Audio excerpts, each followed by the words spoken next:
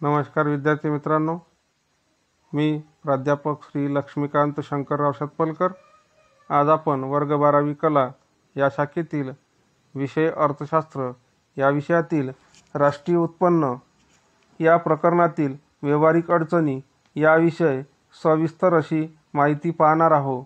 तर व्यवहारिक अडचणीचा अभ्यास करताना आपल्याला लक्षात येईल की राष्ट्रीय उत्पन्नाचं मापन करताना व्यवहारिक बाबीमधून कोणकोणत्या अडचणी निर्माण होतात याबाबत आपण सविस्तर अशी माहिती पाहणार आहोत। तर व्यवहारिक अडचणी घटक ब, राष्ट्रीय उत्पन्नाचे मापन करताना उत्पन्नाची पूर्ण आणि खात्रीशीर संख्यात्मक माहिती गोळा करताना अनेक अडचणी निर्माण होतात। त्यापैकी या अडचणी आहे त्या पुढील प्रमाणे आहे। त्या आपण अडचणीचा सविस्तरपणे अभ्यास करूया। तर चला विद्यार्थी मित्रांनो, पहिली अडचण पाहूया, दुहेरी गणनेची समस्या। तर राष्ट्रीय उत्पन्नाचं मापन करणं फार अवघड आहे, कारण तर यामध्ये दुहेरी गणना होते। कारण काय होते की एखादी वस्तू जर आपल्याला खरेदी करायची तर त्याची मूल्य, कोणत्या वस्तूचं मूल्य निश्चित करायचं हे बरेचदा अडचण निर्माण होते। आणि त्यामुळे काय होते की त्या वस्तूची जे काही गणना आहे ते दोनदा होण्याची भीती असते, बऱ्याचशा वस्तूच्या बाबतीत असेल। आता राष्ट्रीय उत्पन्न अनेक पटीने अधिक दिसते। आज आपण जर पाहिलं तर बेकरीमध्ये जे पीठ ब्रेड बनवण्यासाठी वापरले जाते, त्याच बेकरीचं जे पीठ आहे तेच पीठ आपण कुटुंबातील गरजा भागवण्यासाठी आपण वापरतो। तर ते अंतिम वस्तू कोणती समजायची, बेकरीमधील ब्रेड समजायचं की पीठ समजायचं? यामुळे मग काय होते की वस्तूची गणना करणं पाहिजे त्या प्रमाणात सोपं जात नाही, उलट आपल्याला यामुळे अडचण निर्माण होते। म्हणून या ठिकाणी एकाच वस्तूच्या राष्ट्रीय उत्पन्नामध्ये समावेश करताना त्याची दोनदा गणना होण्याची काय असते तर भीती असते। त्यामुळेच आपल्याला दुहेरी गणना ही एक व्यवहारिक अडचण या ठिकाणी निर्माण होताना दिसून येते असंही म्हणायला हरकत नाही। तर ही झाली पहिली समस्या। दुसरी समस्या अशी आहे की अमौद्रिक क्षेत्राचे अस्तित्व। आता भारत हा जर आपण पाहिला तर विकसनशील देश आहे आणि यामध्ये जे काय पैशाच्या स्वरूपात न होता वस्तूचा व्यवहार हा वस्तूच्या बदल्यात होताना दिसून येते। कारण जो शेतकरी आहे तो शेतीचा व्यवसाय अजूनही आपल्याला उदरनिर्वाहासाठी करतो आणि करत असताना काय करतो की शेतीतील उत्पन्नाचा बराच भाग आपल्या वैयक्तिक उपभोगासाठी तो वापरत असतो आणि त्यामुळे काही भागात तो इतर वस्तूच्या मोबदल्यात दुसरी वस्तू घेत असतो।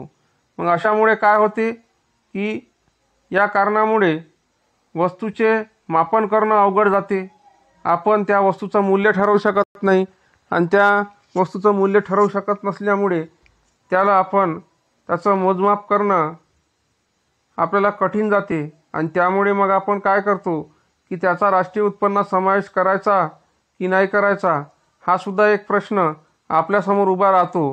कारण ती वस्तू पैशाच्या स्वरूपात न येता वस्तूच्या बदल्यात सेवा मिळत असल्याने ते एक विनिमय केले जाते। यामुळे कुठल्याच प्रकारचं मौद्रिक स्वरूप नसल्यामुळे या वस्तूचं राष्ट्रीय उत्पन्नामध्ये मापन करणं फार अवघड जाते। म्हणून हे सुद्धा एक व्यवहारिक अडचण आहे। त्यानंतर तिसरं आहे अपुरी आणि अविश्वसनीय आकडेवारी। आता काय झालं की विकसनशील देशामध्ये खर्चाचा आणि जे काय उत्पन्नाचा हिशोब आहे याची आकडेवारी अचूक उपलब्ध नाही आहे। तसं शेतकरी या शेतीला सोबत पशुपालन, किरकोळ व्यापार, बांधकामावरील कामगार, छोटे व्यावसायिक यांच्याकडे आपल्या उत्पन्नाची अचूक आकडेवारी उपलब्ध नाही आहे। त्यामुळे काय होत आहे की या आकडेवारी उपलब्ध नसल्यामुळे त्याचा राष्ट्रीय उत्पन्नात त्याचं मापन करणं फार कठीण जात आहे।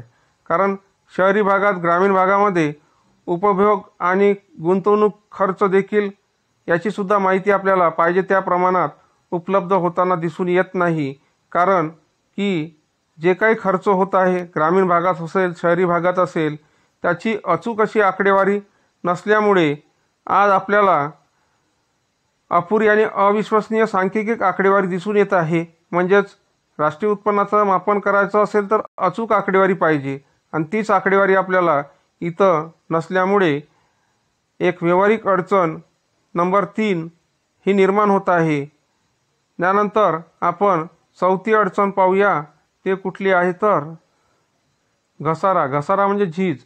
आता भांडवली वस्तूच्या बाबतीत काय होत आहे की यंत्रतंत्राचा वापर केल्यामुळे जे झीज होत आहे याचा समावेश घसाऱ्यामध्ये होतो, परंतु यंत्राची होणारी झीज त्यानंतर त्या मालमत्तेचं आयुष्य आणि नियमित असल्यामुळे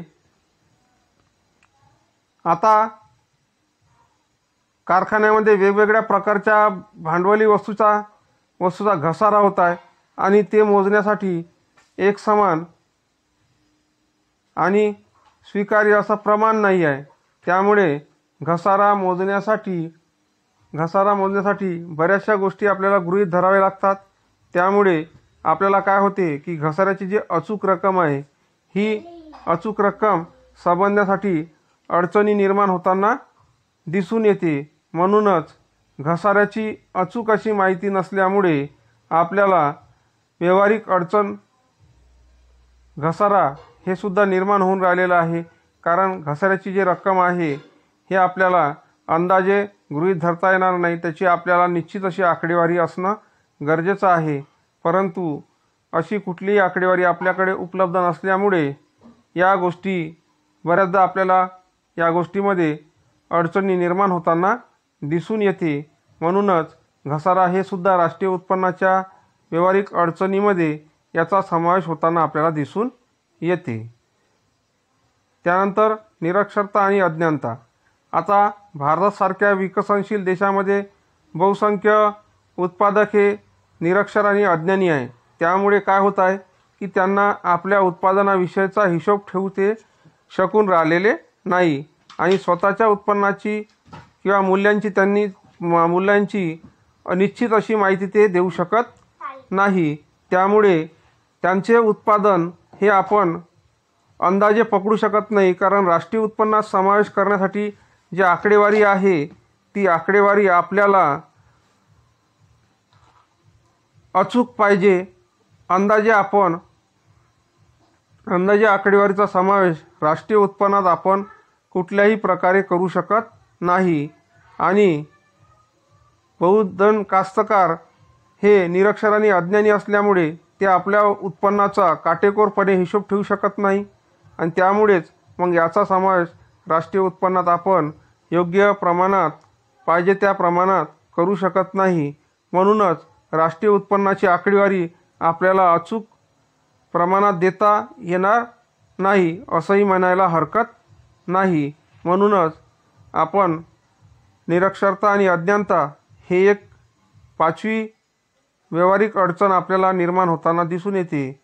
त्यानंतर व्यावसायिक विशेषीकरणाचा अभाव। आता देशामध्ये व्यावसायिक विशेषीकरणाचा अभाव जर पाहिला तर राष्ट्रीय उत्पन्नाचे मापन करताना बऱ्याचशा अडचणी येतात। देशामध्ये विकसनशील देशात शेतकरी आणि शेतीला पूरक असे बरेचसे व्यवसाय आहे। दुग्ध व्यवसाय आहे, फुलाची शेती आहे, कुक्कुटपालन आहे, कपडे शिवणे आहे। हे व्यवसाय देखील शेतीला जोडधंदा म्हणून आपण करू शकतो। परंतु या उत्पन्नाची माहिती जर आपण घेतली तर आपल्याला असं लक्षात येते की या उत्पन्नाची माहिती राष्ट्रीय उत्पन्नात मापनच करता येत नाही आणि त्यामुळे काय होत आहे की खऱ्या अर्थाने देशाचं जे काही राष्ट्रीय उत्पन्न आहे हे आपल्याला लक्षात येत नाही आहे। कारण कुठल्याही व्यवसायाची अचूक अशी आकडेवारी नसल्यामुळे काय होत आहे की जे राष्ट्रीय उत्पन्न पाहिजे त्या राष्ट्रीय उत्पन्नाचा जो हिशोब असायला पाहिजे तो हिशोब नसल्यामुळे देशातील खरे उत्पन्न समजण्यासाठी आपल्याला बऱ्याचशा अडचणीला सामोरे जावे लागत आहे आणि त्यामुळेच काय होत आहे की जे काही आकडेवारी आहे ती आकडेवारी आपल्या लक्षात येत नसल्यामुळे या राष्ट्रीय उत्पन्नाची सांख्यिकी आकडेवारी जुळणं फार कठीण होत चाललेलं आहे. म्हणूनच देशाचे उत्पन्न किती आहे, किती प्रमाणात वाढले, कमी झाले हे समजणं फार अवघड जात आहे. तर अशा प्रकारे व्यावहारिक अडचणी 6 व्यावहारिक अडचणी या राष्ट्रीय उत्पन्नाचे मापन करताना निर्माण होताना आपल्याला दिसून येते. तर विद्यार्थी मित्रांनो, अशा प्रकारे आजचा जो उपघटक आहे व्यावहारिक अडचणी याबाबत आपण सविस्तर अशी माहिती या व्हिडिओच्या माध्यमातून त्याचा काटेकोरपणे अभ्यास केला. त्यामुळे आजचा व्हिडिओ जर तुम्ही काळजीपूर्वक ऐकाल असं मला वाटते आणि या व्हिडिओच्या माध्यमातून आपल्याला जो गृहपाठ विचारला जातो तो म्हणजे व्यावहारिक अडचणी सविस्तरपणे स्पष्ट करा असा गृहपाठ आजच्या व्हिडिओच्या माध्यमातून विचारला जातो. तर विद्यार्थी मित्रांनो, आजच्या व्हिडिओमध्ये मी इथेच थांबतो आणि माझी रजा घेतो. धन्यवाद.